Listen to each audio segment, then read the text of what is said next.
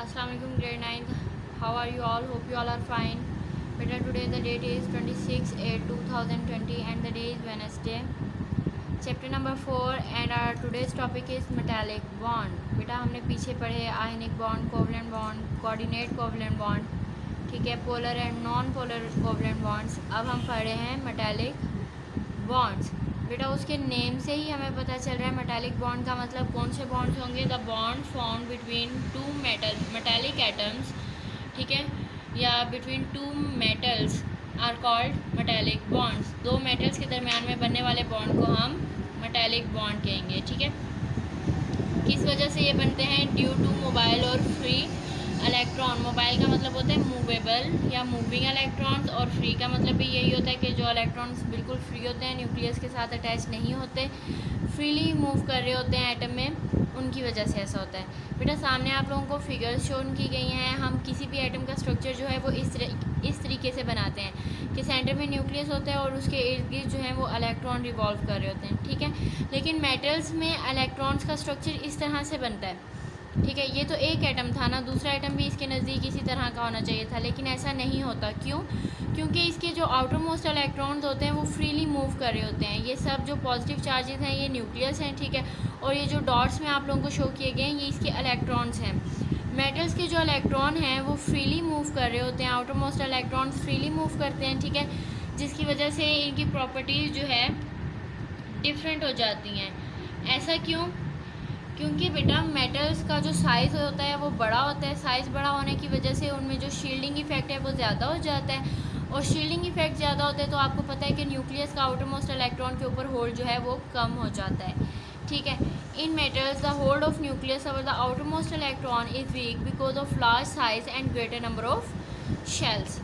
ठीक है, न्यूक्लियस का होल्ड क्योंकि इलेक्ट्रॉन्स पे कम हो गया है तो इलेक्ट्रॉन्स जो है वो मेटल में फ्रीली मूव करना स्टार्ट कर देते हैं.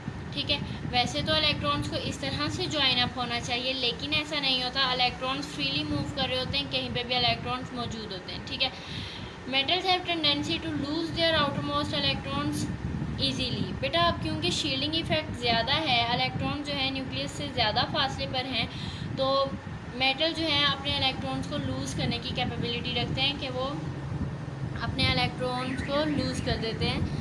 किसी भी के एटम के साथ शेयर कर सकते हैं या उन्हें डोनेट कर सकते हैं.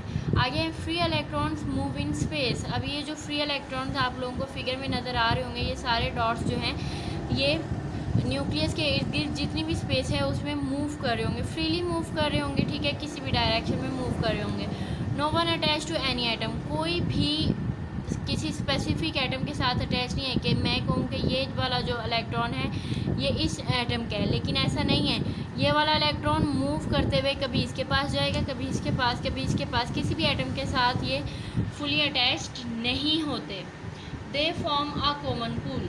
अब आप लोगों को यहाँ पे सामने नज़र आ रहा है कि ये एक कॉमन पूल बन गया है जिसमें जो न्यूक्लियस हैं वो स्विम कर रहे हैं या न्यूक्लियस फ्लोट कर रहे हैं. ठीक है, न्यूक्लियस इसके बीच में मौजूद है और इलेक्ट्रॉन्स ने अपना एक पूल सा बना दिया है जिसके अंदर न्यूक्लियस जो है वो भी प्रेजेंट है. ठीक है, ये हमारे पास हो गया स्ट्रक्चर ऑफ मेटल. अब इसी स्ट्रक्चर ऑफ मेटल की वजह से अब क्योंकि इलेक्ट्रॉन जो हैं वो फ्रीली मूव कर रहे हैं, जब कोई दूसरा मेटल इसके साथ अटैच होता है तो ये एक दूसरे के साथ जो बॉन्ड बनाएंगे वो मेटालिक बॉन्ड होगा. ठीक है, या मेटल के एटम्स के दरमियान में जो बॉन्ड है ये सारा मेटालिक बॉन्ड है. ठीक है, इसके अलावा जब हम इसमें से इलेक्ट्रिसिटी पास करवाएंगे, क्योंकि इलेक्ट्रॉन्स फ्रीली मूव कर रहे हैं, तो जब इलेक्ट्रिसिटी एक इलेक्ट्रॉन को मिलेगी वो तेज़ी से मूव करती हुई दूसरे के पास, तीसरे के पास, चौथे के पास. इस तरह से मेटल्स में जो इलेक्ट्रिसिटी है वो भी तेज़ी से पास आउट होती है. इसके अलावा इनका मेल्टिंग और बॉइलिंग पॉइंट भी हाई होता है क्योंकि इलेक्ट्रॉन्स जो हैं वो एक दूसरे के साथ अटैच हुए हुए होते हैं. इसके बाद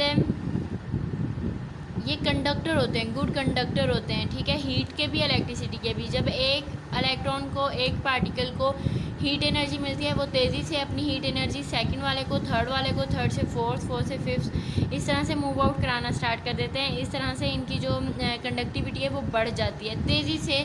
अगर आप मेटल स्पून को, जैसे हमारे पास घरों में चम्मच जो मौजूद होता है खाने का चम्मच, ठीक है, अगर हम उसे हीटअप करना स्टार्ट करें, अगर हम उसे चूल्हे पे गरम करना स्टार्ट कर दें तो आप देखेंगे कि थोड़ी देर बाद जहाँ से आपने पकड़ा होगा वो जगह भी गर्म हो जाएगी। क्यों?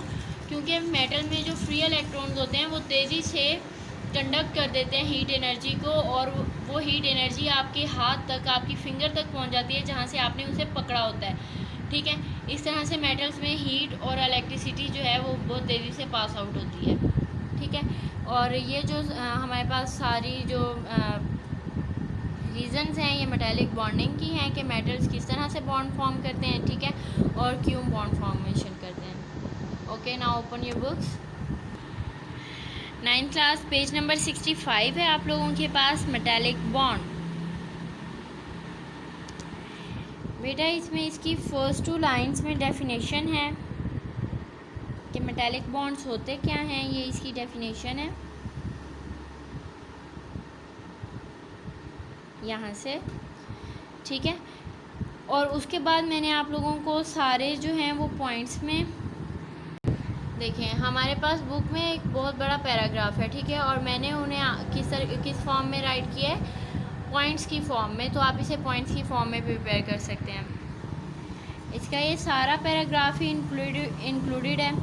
ठीक है, लेकिन आप इसे पॉइंट्स की फॉर्म में भी याद कर सकते हैं और ख़ुद से भी राइट कर सकते हैं, जिस तरह से ये पैराग्राफ की फॉर्म में भी राइट किया जा सकता है और पॉइंट्स भी बनाए जा सकते हैं इसके। ठीक है, और इसके बाद यहाँ पे नेक्स्ट पेज नंबर 66 पे फिगर शो की गई है। ठीक है, वैसे तो हम इसे स्टडी कर चुके हैं।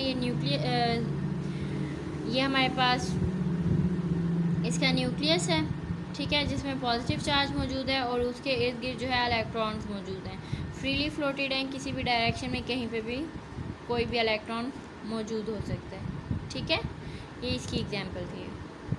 ओके, आप लोगों ने इसके शॉर्ट्स इससे 2 या 3 शॉर्ट क्वेश्चन आंसर्स बनाने हैं। Why are the metals are good conductor of electricity and heat, define metallic bonding.